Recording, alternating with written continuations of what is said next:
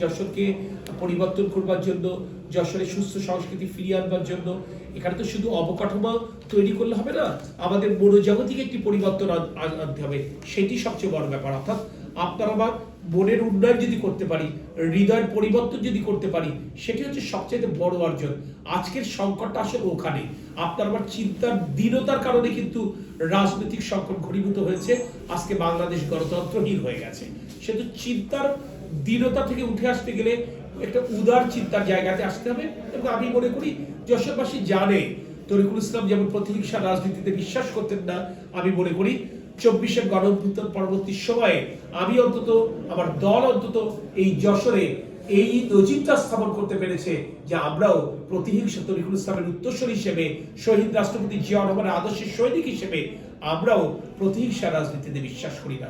প্রতিহিংসা নয়, প্রতিশোধ নয়, বরঞ্চ মানুষকে ভালোবেসে তাদের হৃদয়টি জয় করতে চায়।